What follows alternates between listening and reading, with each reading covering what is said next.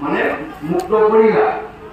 নাহি জ্ঞান যার জাতি ধর্ম মাত্র করে নিজে বলি বিশ্ব পঞ্চ যজ্ঞপথ আচরে তাহারও কর্তব্য প্রধান আছে অসংখ্যা হরি বিনু ঘর বই লক্ষ্যে আইবা।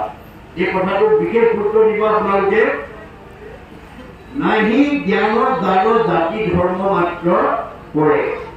আজি আমাৰ সমাজত বহুত মানুহৰ প্ৰকৃত জ্ঞানৰ অভাৱ। নাহি জ্ঞান জ্ঞানৰ অভাৱ, জ্ঞান নাই।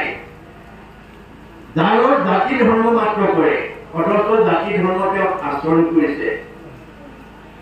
নিজে বলি বিশ্ব পঞ্চ যজ্ঞ কৰে আৰু নিজে পঞ্চ যজ্ঞ আচৰণ কৰিছে। এই কথাটো ইয়াত কিয় উল্লেখ কৰিলে? আমাৰ দেশৰ দুটা অভিমত আছে, মনত ৰাখিব দেই।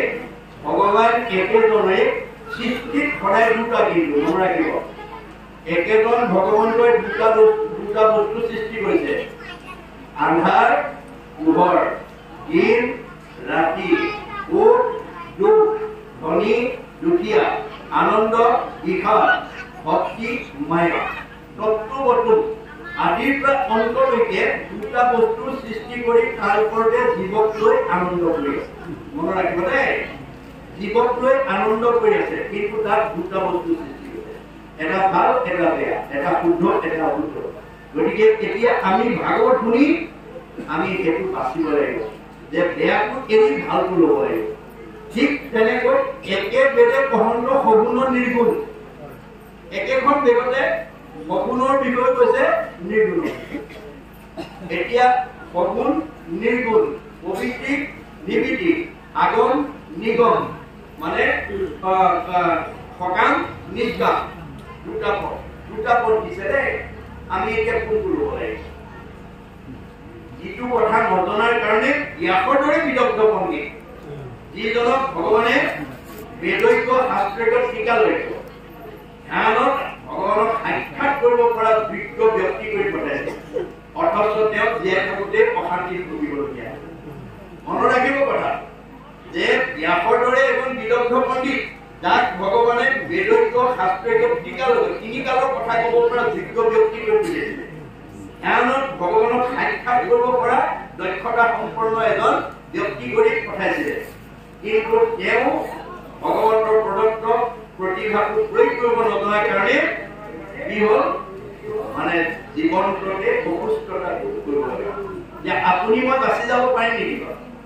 আপোনাৰ মোকো গাঁওখনৰ ভিতৰত এজন জনা মানুহ পঠিয়াইছে, এজন জ্ঞানী মানুহ কৰি পঠিয়াইছে, এজন বুদ্ধিমন্ত কৰি পঠিয়াইছে, এজন হয়তো বিদ্যাৱন্ত কৰি পঠিয়াইছে বা সম্পদশালী কৰি পঠিয়াইছে। তাৰ পৰা ভগৱানে কি বিচাৰিছে? যে তোমাৰ গাঁওখনৰ যাতে মই দিয়া প্ৰতিভাটোৰ দ্বাৰা গাঁওখনক যাতে তুমি শুদ্ধ পথে লৈ যাব পাৰা, উঠি অহা প্ৰজন্মক যাতে ভাল পথ দেখুৱাব পাৰা। আপুনি গাঁওখনৰ ভিতৰত জনা মানুহ হৈ আপোনাৰ ওপৰত কোনোবাই বুদ্ধি বিচাৰি গ'লে যদি আপুনি কেনেবাকৈ ভুল বুদ্ধি দিয়ে, কাৰোবাক যদি ভুল জ্ঞান দিয়ে, আপোনাৰ মোৰ অৱস্থা ব্যাসৰ দৰে হ'ব। মনত ৰাখিব পাৰা যে ভাগৱত শুনি আমি নিজক মানে বচাবৰ কাৰণে ভাগৱত শুনিব লাগিব।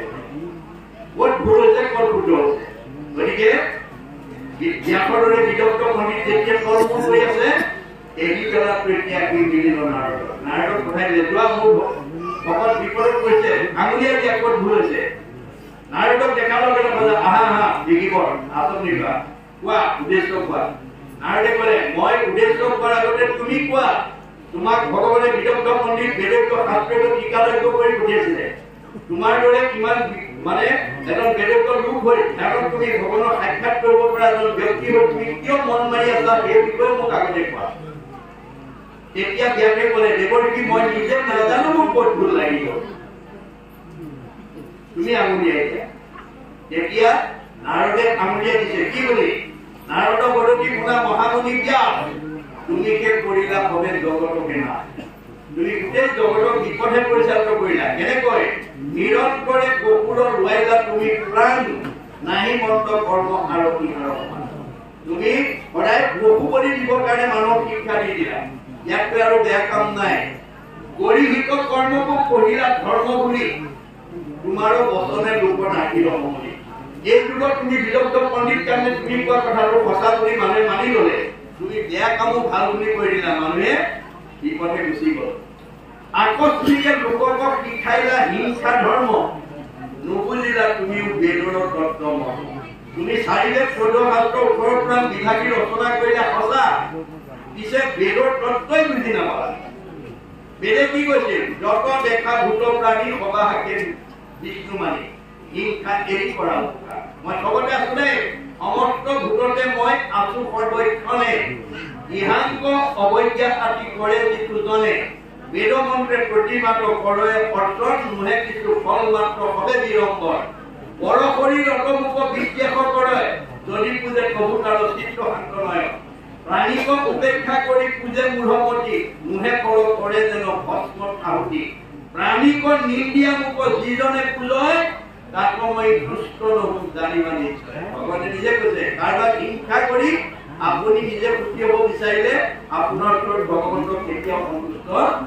নহয় গতিকে মাকে ক'লে তেতিয়াহ'লে তোমাক যদি কোনোবাই তেনেধৰণে কৰে তোমাক কেনেকৈ বুজিব লাগিব অবজ্ঞা উপেক্ষা দেশ নিন্দা কৰি হৰি তেবে মোক ভজিলে ভক্তি ভাৱ কৰি এইবিলাক ভাৱ এৰি ভক্তি ভাৱত আমি ঈশ্বৰক বুজিব লাগিব আজিৰ দৰে মনত ৰাখিব আজিৰ দৰে ঈশ্বৰক ভক্তি কৰিব লাগিব ঈশ্বৰৰ কথা শুনিব লাগিব ক'ব লাগিব গাব লাগিব বোলে যদি কোনোবাই অন্যথা বুজিলে মোক ফলক নাপায় স্বৰূপ কঢ়িয়া মই কৰিলো গতিকে ভাগৱতৰ মত এৰি কোনোবাই অন্য মতে কৰিব পাৰিব কিন্তু ভগৱন্তৰ সন্তুষ্ট নহয় গতিকে এই তত্ত্ব আমি ইয়াৰ পৰা বুটলি ল'ব লাগিব তেতিয়াহে আমাৰ জন্ম ধৰাৰ সাৰ্থকতাটো হ'ব গতিকে উপায় অকিদিল তোমাৰ দেখি পৰম অন্যায় নাহি পুষ্ট চিত্ৰ ল'ব কেৰি অভিপ্ৰায় মানুহবিলাকৰ স্বভাৱ কি স্বভাৱে ৰূপপদ বিষয়ত অনুৰাগ সৰ্বপায়ু গুলি ৰংগে কাটে মুখতাৰ মানুহবিলাক স্বাভাৱিকতে ৰংপদ ধূপবাদী বস্তুবাদী